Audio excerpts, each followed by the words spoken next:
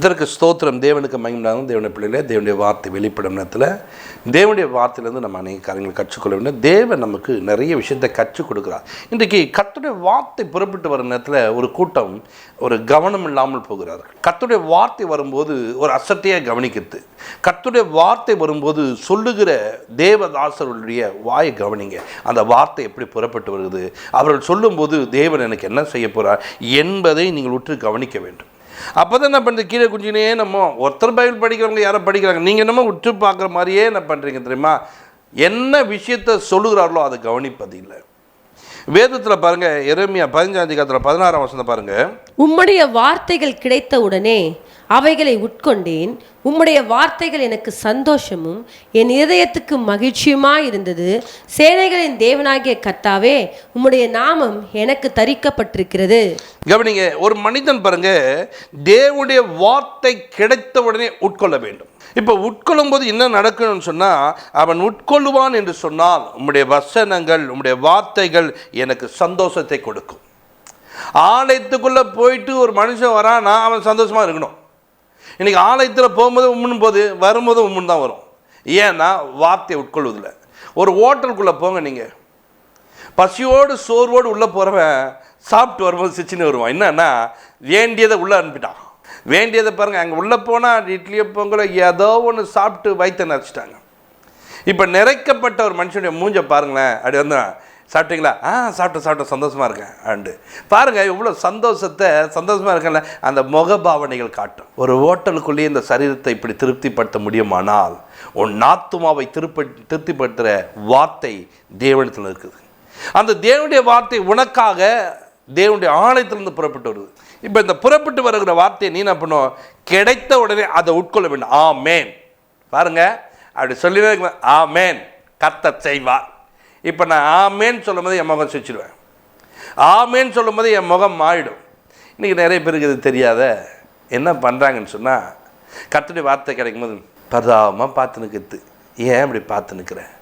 ஏன் அந்த வார்த்தை உனக்காகத்தானே வருது, உன்னை தேட்டுறதானே வருது, உன்னை பலப்படுத்ததானே வருது.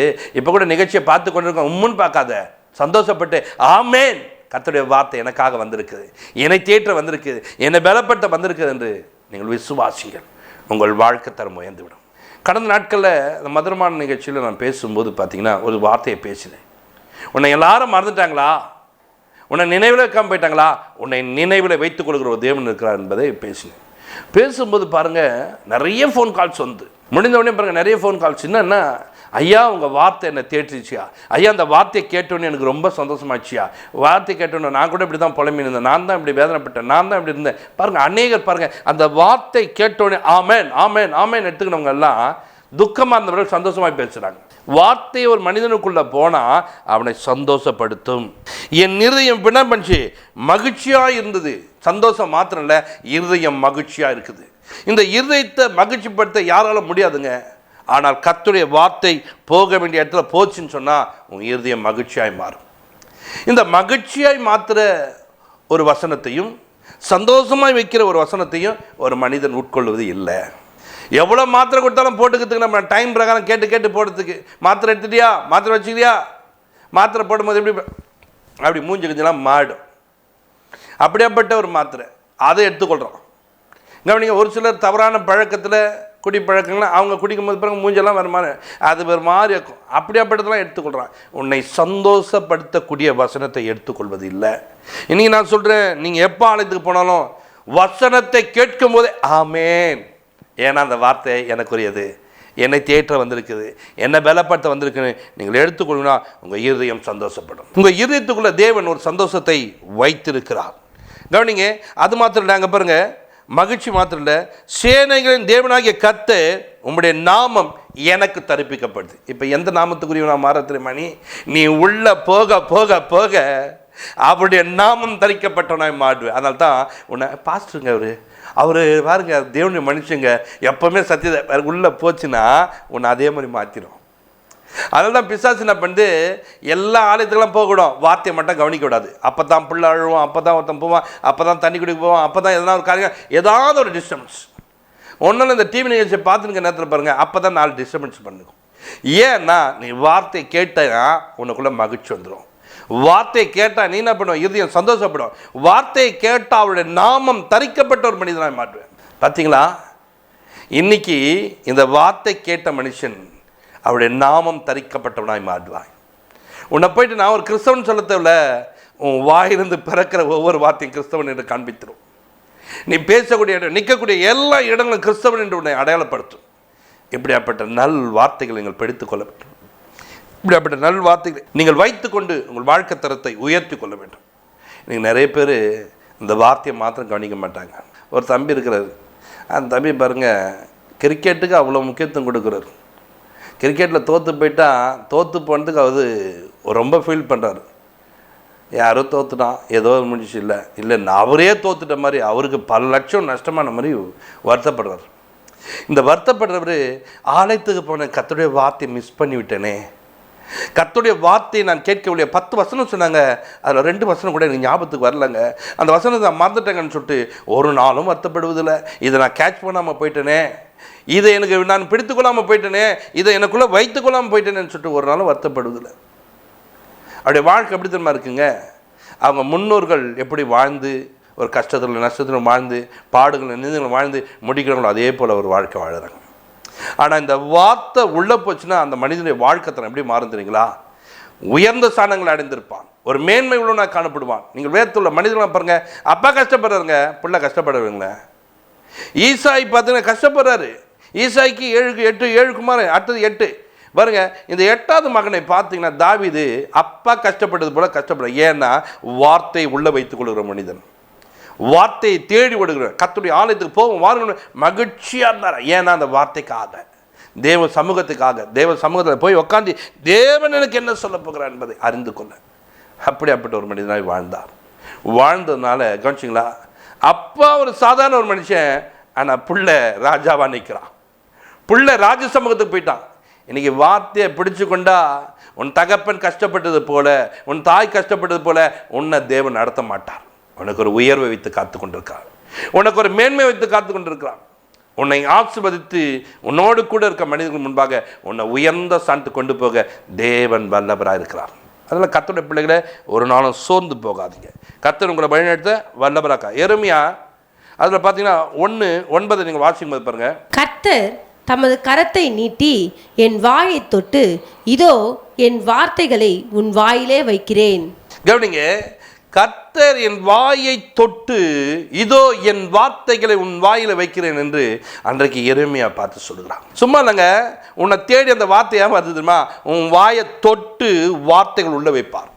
அப்போ வைக்கும்போது நீ என்ன தெரியுமா, நீ சொல்லுகிற வார்த்தை அப்படியே நடக்கும். ஒரு மனிதன் ஏழையாக இருக்கிறான், ஆண்டவரே ரொம்ப கஷ்டப்படுறான்பா, அவனுக்கு கொஞ்சம் நீங்கள் உதவி செய்யுங்கப்பா.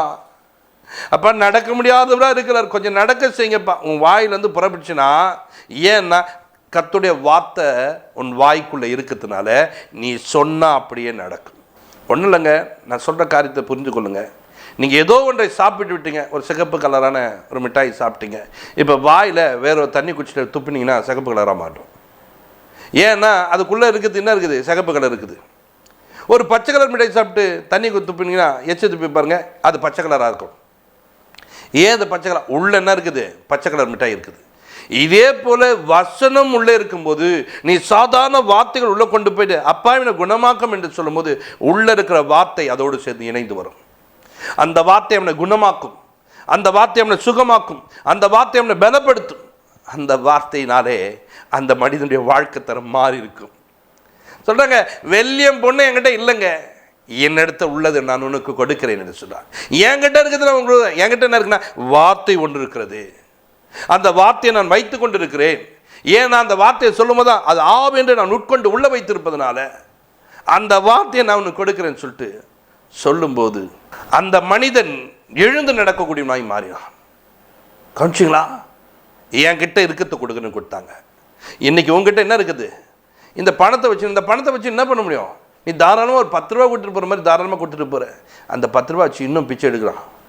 10 ரூபா வச்சு 10 வருஷம் கழிச்சு பார்த்தா பிச்சை எடுத்துருக்கான். நீ 10 ரூபா கொடுக்கறத விட 100 ரூபா கொடுக்கறத விட உனக்குள்ள ஒரு வார்த்தையை உள்ள வைத்து நீ கொடுப்பியன்னா அந்த வார்த்தை அவன் வாழ்நாளை குணமாக்கிடும், வாழ்நாளில் அவன் பிச்சை எடுக்காதபடிக்கு மாற்றிவிடும், அவன் வாழ்க்கை தரத்தை உயர்த்திவிடும். நீங்கள் அப்படி மாற வேண்டும். இங்கே தேவ பிள்ளைகளே, வார்த்தை பிடித்து கொண்டு வாழ கற்றுக்கொள்ளுங்கள். வார்த்தை உட்கொள்ளுங்கள். உன் வாய்க்குள்ள அவர் வார்த்தை வைக்க ஆசைப்படுகிறார். அப்பா, நான் ஆலயத்துக்கு வந்திருக்கேன், அன்றே வாயில் வார்த்தை வைப்பேன்னு சொன்னீங்களப்பா, என் வாயில் வார்த்தை வைங்கப்பான்னு சொல்லிட்டு ஆண்டோடைய சமூகத்தில் காத்துப்பாரு. உன் வாய் கர்த்தருடைய வார்த்தையினால் நிறைந்ததாய் மாறும். கர்த்தர் அப்படி நிரப்ப வல்லவராக இருக்கிறார்.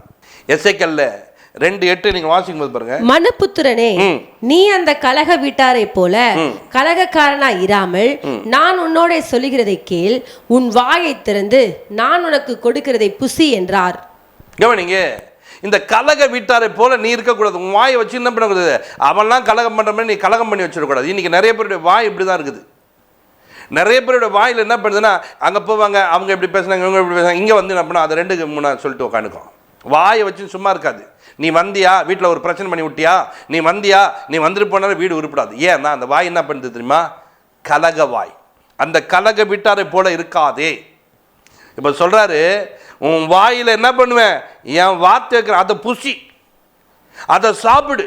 அப்போ அதை சாப்பிட்டுன்னா உன் வாயில் என்ன வரும் தெரியுமா, அதுதான் வெளியே வரும், அதுதான் உனக்குள்ள இருக்கும். அதனால நீ என்ன பண்ண வேண்டும் தெரியுமா, இந்த வார்த்தை பிடித்து கொள்ள வேண்டும், இந்த வார்த்தையை வைத்துக் கொள்ள வேண்டும், இந்த வார்த்தையின்படி வாழ கற்றுக்கொள்ள வேண்டும். அப்போ ஆலயத்துக்கு போனாலே வார்த்தை கிடைச்சுன்னு அதை புசிக்க வேண்டும். உங்கள் வீடுகளிலே காலையில வேத வசனத்தை வாசிக்கும் போதே அதை நீங்கள் புசிக்க வேண்டும். இப்படி நீங்கள் சாப்பிட கற்றுக்கொண்டால், இப்படிப்பட்ட வார்த்தைகளை சாப்பிட கற்றுக்கொண்டால் நீ பலனடைந்து மாத்திரம் இல்லை, உன் குடும்பம் பலனடையும். உன்னை சுற்றிலும் இருக்கிற மனிதர்கள் பலனடைவார்கள். ஒரு பலவீனமாய் வருகிற மனிதனை பார்த்து நீ சொல்லலாம், உன் பலவீனத்துக்குள்ள என் பலன் விளங்கும் என்று இயேசு சொல்லியிருக்கிறார். அந்த பலன் உனக்குள்ள வருவதாக சொல்லிட்டு நீ ஜெபிக்கும் போது அவருடைய கிருபை அங்கே பூரணமாய் விளங்கும். எப்படி இந்த மனுஷன் சொன்னோன்னு இப்படி நடக்குது? நான் சும்மா சொன்னேங்க, ஒருத்தங்க நீ நல்லா இருப்பம்மா, ஏம்மா இப்படி கஷ்டப்படுற அப்படின்னு. அந்த அம்மாவுடைய வாழ்க்கை மாறிடுச்சு. ஒரு அம்மா கிணத்துல தண்ணி உப்பு தண்ணியாக இருக்குன்னு சொன்னாங்க. அம்மா, உப்பு தண்ணி தெரியுமா, உனக்கு என்ன வேணும்? நல்ல தண்ணி வேணும்யா, எங்கள் தெருவில் இருக்க எல்லார் வீட்லையும் நல்ல தண்ணிக்கு, என் வீடும் கிணத்து மட்டும் இப்படி உப்பு தண்ணி இருக்கியா? அப்படியாம்மா, ஓடு ஒரு சொம்புல தண்ணி எடுத்துமா நம்புறங்க. அந்த அம்மா ஓடி தண்ணி எடுத்துன்னு வந்து ஜெபம் பண்ணிக்கினாங்க. ஜெபம் பண்ணிட்டு என்ன பண்ண, இந்த தண்ணி எடுத்துன்னு போய் உள்ளே ஊற்று அப்படின்னா அவங்க தான் ஊற்றுனாங்க. ஏசு நத்தன்னு சொல்லிட்டு உள்ளே ஊற்றுனேன், அவங்க தான் ஊற்றுனாங்க. ஊற்றுனா பாருங்க, தண்ணி எடுத்த தண்ணி எப்பவுமே கிணத்துக்குள்ளே ஊற்ற மாட்டாங்க, ஏன்னா ஊற்று அடிச்சுக்கணுங்க. நான் சொல்கிறேன், இதை ஊற்றே மாறிடும் அப்படின்னா அந்த ஊற்று உப்பு தண்ணி நல்ல தண்ணியாய் மாறுகிறது. பார்த்தீங்களா, சும்மா சொன்ன ஒரு வார்த்தைக்கு தேவன் எத்தனை கனத்தை கொடுக்கிறார் பாருங்க. அந்த அம்மா ஃபோன் பண்ணி, ஐயா தண்ணி அப்படி மாறிடுச்சியா, நல்ல தண்ணியாக மாறிடுச்சியா, ரொம்ப சந்தோஷம்னு சொன்னாங்க. கர்த்தர் அப்படி நடத்துகிறார், கர்த்தர் அப்படி செய்கிறார். கர்த்தர் இன்றைக்கும் நுண் வாழ்க்கையில் அற்புதம் செய்ய அவர் காத்து கொண்டிருக்கிறார். வாயை தேவனத்தில் கொடு, அவருடைய வார்த்தையை பிடித்துக்கொள், அவருடைய வார்த்தையை உட்கொள். அந்த வார்த்தையை உட்கொள்ள அந்த வார்த்தை உன்னை பலவான மாற்றிடும், உனக்கு உதவி செய்யும். உன் தேவையை சந்திக்கிற ஒரு வார்த்தையாக இருக்குது. இன்றைக்கு அந்த வார்த்தையை பிடித்து கொண்டு பக்தியாய் வாழும். அந்த வார்த்தை உனக்கு அற்புதம் செய்ய காத்திருக்குது. அந்த வார்த்தையை நீ வைத்துக்கொண்டு ஒவ்வொரு நாளும் நீ பலப்பட கற்றுக்கொள்ள வேண்டும். அந்த வார்த்தை இல்லாமல் நான் எங்கேயும் போக மாட்டேன். எப்படி சாப்பிடாம வீட்டை விட்டு போக மாட்டியோ, எப்படி மதியம் சாப்பிடாம ஒரு காரியங்களை செய்ய மாட்டியோ, எப்படி இரவு சாப்பிடாம படுக்க மாட்டியோ, அப்படி இந்த வார்த்தை இல்லாமல் நான் தூங்க மாட்டேன். இந்த விழித்த உடனே இந்த வார்த்தை எனக்கு ரொம்ப முக்கியம் என்பதை படிக்க கற்றுக்கொள்ள வேண்டும்.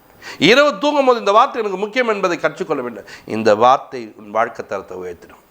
இன்றைக்கு ஆண்டோட சமூகத்தில் நான் இனி இந்த வார்த்தையை விட மாட்டேன்னு சொல்லிட்டு ஆண்டோடு கூட ஐக்கியப்படு. தேவன் உனக்கு உதவி செய்வார்.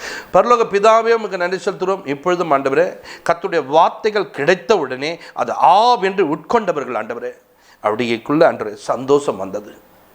அவர்கள் ஆண்டவரே இருதயம் மனமகிழ்ச்சினால் நிறைந்தது. அவர்கள் ஆண்டவரே தேவனை போல மாறுகிறார்கள். ஆண்டவரே சாயலுக்கு ஒப்பாக இருக்கிறார்கள். அப்பா, இன்றைக்கும் இந்த வார்த்தையை கேட்டுக்கொண்டிருக்க ஜனங்கள் அவருடைய வாழ்க்கையில் இந்த வார்த்தையை ருசிக்கட்டும், இந்த வார்த்தையை ஆண்டவரே நேசிக்கட்டும், இந்த வார்த்தையை தனக்குள்ள வைத்துக் கொள்ளட்டும். ஆலயத்துக்கு போகும்போது ஆண்டோடைய வார்த்தைகளை ஒரு நாளும் அசட்டியாக கவனிக்காதபடிக்கு அதை உற்று கவனித்து தேவனுடைய வார்த்தையை பிடித்துக்கொண்டு வாழ கர்த்தாவே கிருபை செய்யும். ஆசீர்வதிங்க, பெரிய கன்சி எல்லாவற்றையும் பொறுப்பிட்டு இயேசு கிறிஸ்துவின் ஜெபங்களுக்கு நல்ல பிதாவே, ஆமென். God bless you.